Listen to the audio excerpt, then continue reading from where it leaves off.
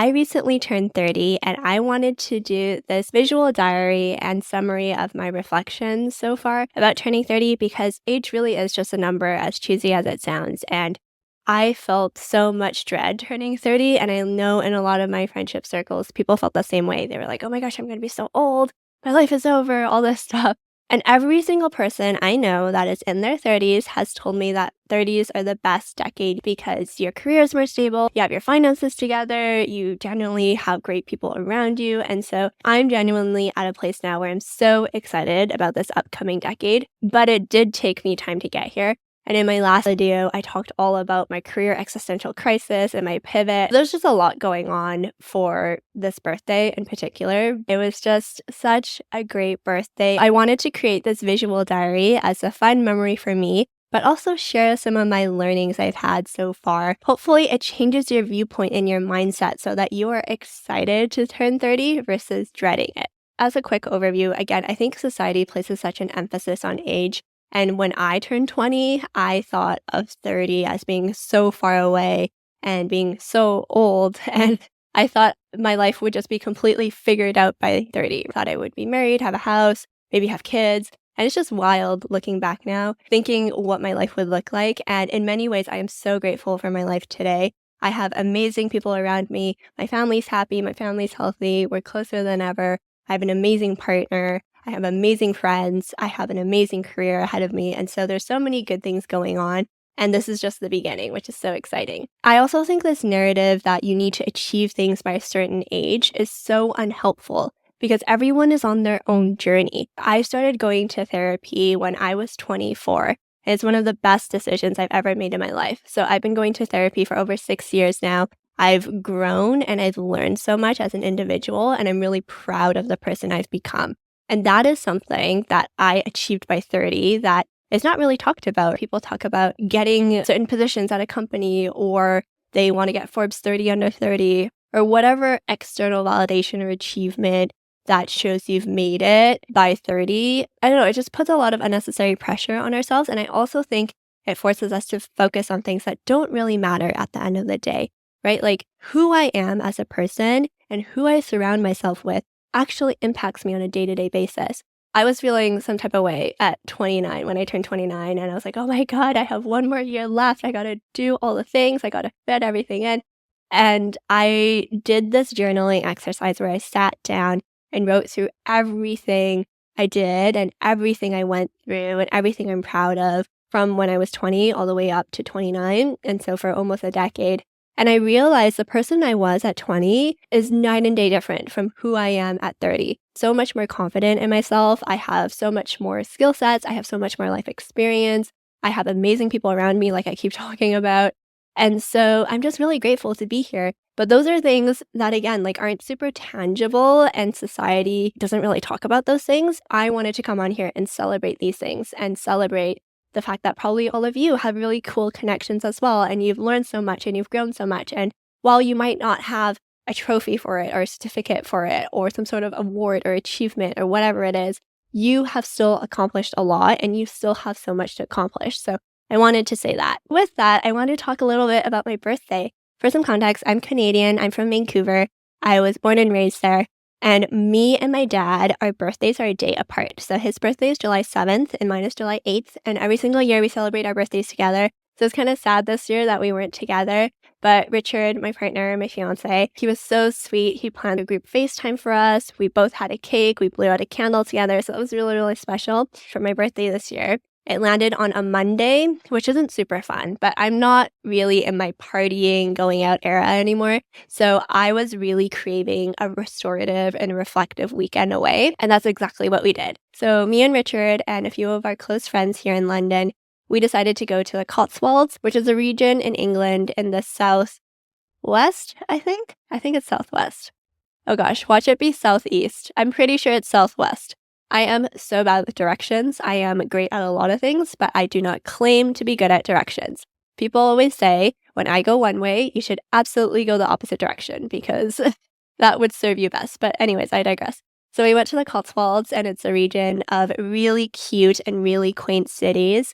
And we went there from Friday all the way up till Monday. And it was just such a special weekend. I really want to commemorate it because I just want something to remember it by, but also share with you the importance of having good people around you and the fact that it should be celebrated and it should be something that you view as an achievement. And it's just as important, if not more important, as your career or as other external things to be validated.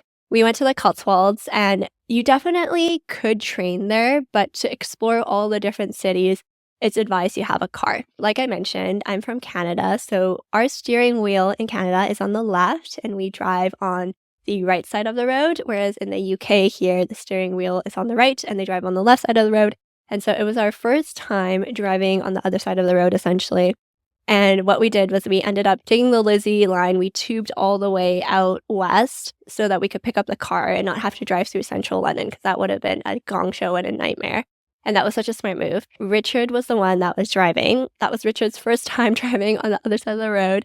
And I remember doing an Instagram story about it. And I was like, oh my God, we're driving on the right side of the road. And I had said right because the steering wheel is on the right. But then one of my British friends DM'd me and was like, do you mean driving on the left side of the road? And I was like, yeah, steering wheel's on the right. So I was like, okay, we're driving on the right, but theoretically the car's on the left. Anyways, we got the car and it was the beginning of July, but UK summer this year has not been great weather. That night, as our luck would have it, it was pouring cats and dogs. It was raining so much. And again, I'm from Vancouver. It rains a lot too, but you know, when it rains so much and you're driving, it's just adds a layer of complexity that doesn't need to be there. And it was Richard's first time driving on the other side of the road. So it was like rainy, it was dark, and it was just not a vibe. Anyways, we get on the highway or the motorway, as they call it here. And literally on the other side of the freeway, there was a car we saw that hydroplaned. So it spun in the rain, complete 360.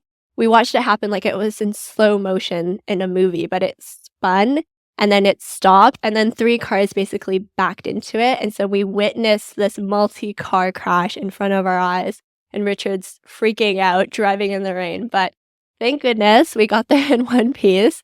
But there were quite a few close calls, I'm not going to lie. I think the roundabouts in the UK are next level. It's not a 1-lane roundabout, it's multi-lane roundabout. And you got to navigate in and out, and people don't really signal, and it's really a free-for-all. So it's really the roundabouts, I think, that are kind of scary. But anyway, so we get to Stroud, which is the town we were staying in the Cotswolds.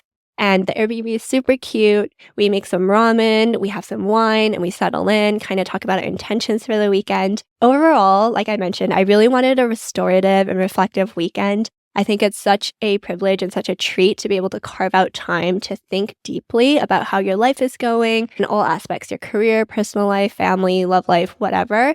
And it's also so needed because so often in our day-to-day, we're just doing stuff. It's like Groundhog Day, right? You wake up, you eat breakfast, you go to work, you have lunch, you come home, you have dinner, and then you sleep. It's like Groundhog Day. So I think it is sometimes important to pattern interrupt and think deeply about what's going on in your life. Do you like where things are going? And if not, like pivoting, like I talked about in my last video. The theme for the weekend that I came up with was coming home to yourself. And I was such a keener, and I made these workbooks for me and all my friends because I wanted us to have this time and this space not to wonder about what to think about, but just to get into it. Yeah, I made this workbook and I have gotten so many requests to sell it. I'm going to sell it and I have improved it since then. Basically, I made this self workbook and we talked about it all as a group. And so now I've improved it so that there's a group version you do together with your family members or your close friends. And then after that, when you go home, you have like a individual reflection you do too. I'm not going to go through it too much, but I love the back page, which I hope this shows up. But basically it says, be easy, take your time, you are coming home to yourself, which I think is so beautiful. Basically 6 categories I got us all to brainstorm. So the first one was career and finances, which was a huge one for me. As you watched my last video, you know I'm doing a career pivot right now.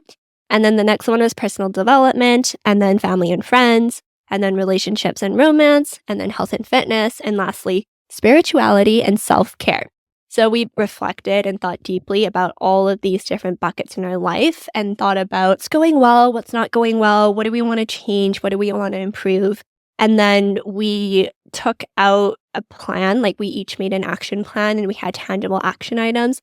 and we talked about it. We supported each other through it. And then now that we've left the retreat, I think a lot of the times, if you've been to events like this, in the moment, you're so gung-ho and you're like, yes, I'm going to do this. But then the magic kind of fizzles away when you get home. And so I didn't want that. Now we have our WhatsApp group, which we talk all the time, but basically we keep each other accountable, keep each other supported. We see each other a lot. And so the career part hit hard for me, like I talked about in my last video. But then I think family and friends, like I recognized there was a lot of good things going on and I just kind of wanted to maintain. For my health and fitness, I also wanted to continue what I was doing. So me and Richard and a lot of our friends are training for half marathons right now. I don't know if you've seen those memes where it's half your friends are getting married and the other half are running half marathons. That is very much so my life right now. And I am ironically in both camps. I am getting married and running a half marathon. So we're trying to be in both worlds here.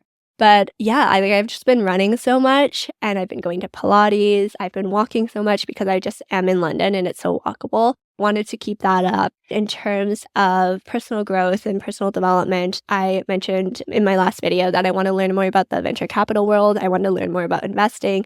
So that's something that I'm going to really spend a lot of time on this year. It was just so helpful for us to have that. And so basically Friday we settled in, we caught up, did all the things. And then Saturday we went for brunch. And then after brunch, we came back and we did this meditation.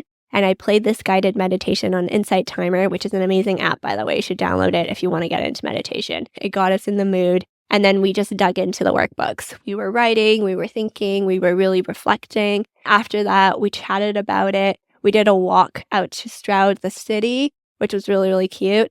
And then when we came back, we had dinner. We kind of talked about it a little bit more. The key here to do it in a group setting is to get feedback because you can think that something's going well or maybe something's not going well. But it's important to have people to bounce ideas off of and people to keep you supported and keep you accountable. That was the purpose of that. And so Saturday was just a lot of deep introspection work. We talked about it. We did all the things. We did also a few tarot readings, which was really fun.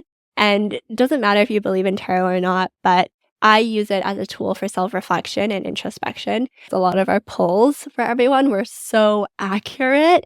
And it's crazy how this happens. But yeah, I don't know. Honestly, do believe in sometimes things happening for a reason. And again, like there's no harm. It's just fun. And you can just use it as a tool for self-reflection. So that was Saturday. And then Sunday, we went out and we explored. So we drove around some of the towns in the Cotswolds. I have no idea where I went because we just followed what my friend John recommended. But we went for a really cute Sunday roast. Sunday roast is huge in England, and so had to do that. Afterwards, we drove around, and the Cotswolds is just really, really cute. Like, we're green, super lush, and the towns are really small. So you definitely can hop around and try to do as many as possible. And we came back, we talked a little bit more, and we had a really cute early birthday celebration for me. Super grateful for the friends that we've made in London. They made me my first ever homemade cake, which was so sweet. And we had a really cute pizza dinner. We had some wine. We talked. The thing that I'm most grateful for coming out of this weekend is just the amount of deep, meaningful, introspective conversations we had.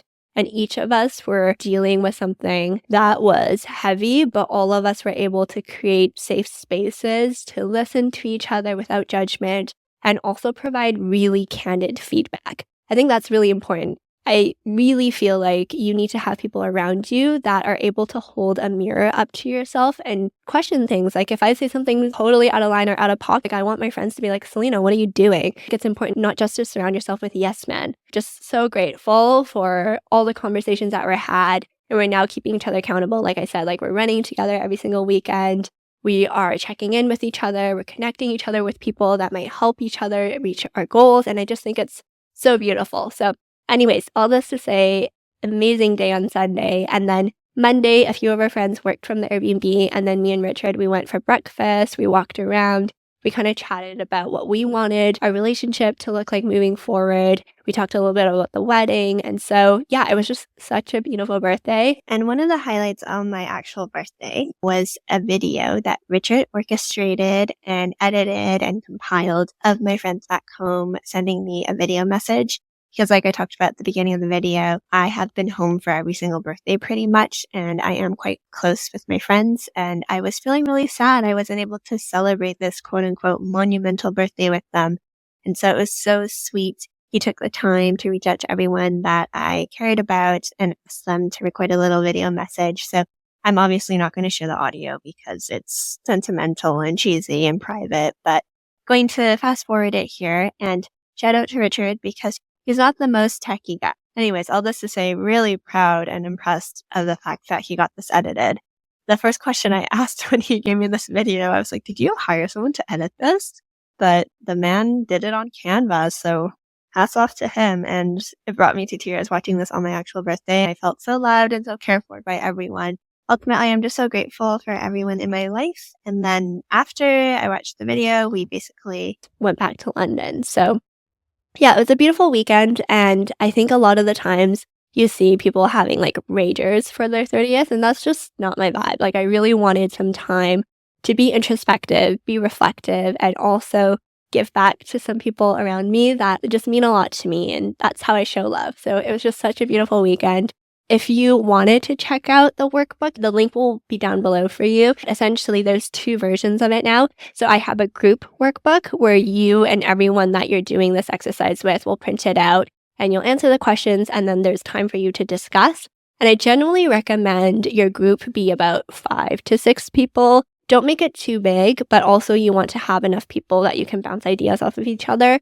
And I would also recommend that everyone go into this knowing that they're going to be vulnerable, knowing that they're going to have deep conversations, and also knowing that it's a safe, sacred space. So whatever is said in this space, obviously, you shouldn't go out and gossip and tell other people, basically. There needs to be that layer of trust. There's a group version, and then you talk about it, you support each other, and then when you go home, there's an individual version just to solidify it so you know exactly what your plan is, what your next steps are, and you can take action. So that it's not just everyone feels great and it's like all riled up the day of the retreat, but then also when you go home, you can continue to implement. So if you want to come home to yourself and you want to do it with your friends, the link will be down below for you to check it out. You can just buy it once and then you can print it out for your friends. Totally fine. Yeah, I hope it helps you. And like I mentioned, if you are turning 30 this year, your life is not going to be over. You're not going to be all of a sudden old and frail like that. Genuinely, like everyone says, I really am just so excited about this next decade, and I already feel so much lighter. I have so much more clarity, and age is just a number. But I do think that you can use this new decade as a chance to reflect, reset, and really get started on the right foot. So I hope this video was fun, and I hope that it just inspires you to rethink age and really rethink where you're going. And so, yeah, thanks for watching. If you got up to here, I would love your thoughts on what else you want me to talk about. I did promise I would talk more about Recloseted, starting side hustles, monetizing things you're interested in. So that's definitely in the pipeline. But if there's anything else, let me know.